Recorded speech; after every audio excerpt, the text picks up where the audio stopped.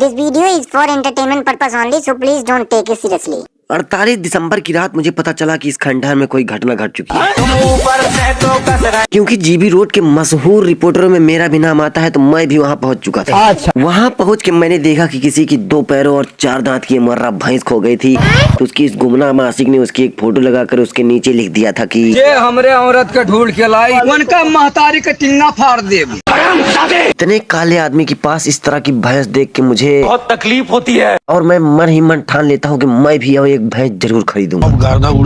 भैंस खरीदने के लिए मुझे थोड़े पैसों की जरूरत थी, तो मैंने अपने इस गांडीव नामक एटीएम में हाथ डाल दिया, जिससे थोड़ी सी टट्टी और बहुत सारा पैसा निकला। बताओ पागल वाले क्या है? एटीएम से निकले इतने पैसों को एक साथ देख के मेरा मिजाज टनटना गया और मैंने 65 रुपए के 10-15 बोतल खरीदे और तुरंत उनको वहीं पी डाला।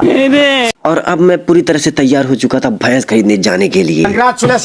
मैं बस घर से बाहर ही निकला था कि इतनी देर में मेरा सेनापति मेरे पास आके कहता है कि हमने तो अपने पूरे पैसे के शरबत पी लिए हैं सर, अब भैंस कहाँ खरीदने के। मुझे क्यों नहीं आ जाती? मेरे सैनिक मलिक काफूर ने पूरी की पूरी शरबत की बोतलें गायब कर दी थी, तो मेरे समझ में नहीं आ रहा था कि एक झाट भर का आदमी ऐसा कर कैसे सकता है। बस इसी बात का पता लगाने के लिए मैंने अपनी 3 चक्कू वाली साइकिल निकाली और मैं हिमालय के घने जंगलों में तपस्या करने निकल गया। वहाँ मेरी मुलाकात इन नंदी महाराज से होती है, जो पिछले 1000 वर्षों से जिस्मानी ताल्लुकात बनाने के लिए एक गाय की खोज में थे।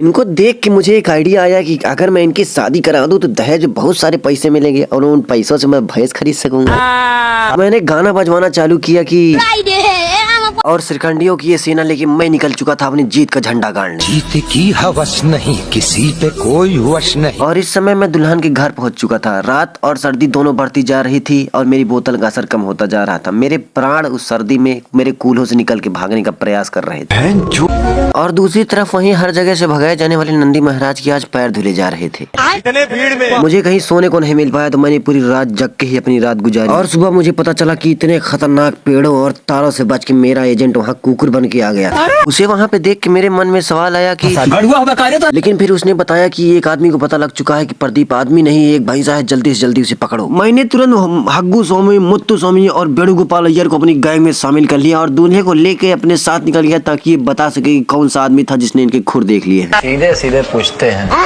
देगी क्या। फिर मैंने अपनी एक आंखें बंद कर ली ताकि वो जासूस मेरी आंखों से बच ना सके। हिलाते रहो जितना हिलाना है। मैं जैसे ही घर पहुंचा मुझे 2 मिनट भी नहीं लगा ये समझते हुए कि यही वो बकरी का बच्चा है जो जासूस बन के यहाँ आया है। मैंने इसे तुरंत पकड़ लिया और डिसीजन लिया कि इसके पिछवाड़े मार मार के बंदर की तरह लाल कर दिए जाए। लेकिन फिर ये कहने लगा ऐसा नहीं करो भाई, आपका हाथ जोड़ता हूँ। तो मैंने इसे जाने दिया। मेरी इस जाबाजी को देख के वहाँ के लोग मुझे प्रेम से बिठाते हैं और पेट भर के खाना खिलाते हैं। उनका ये प्यार देख के मैं कहता हूँ कि आंसू टपकवा दिए तूने तो मेरे। खाना खाने के बाद मुझे इतने सारे गिफ्टों से नवाजा जाता है, जिसे देख के मेरे मन में सहनाई बजने लगती है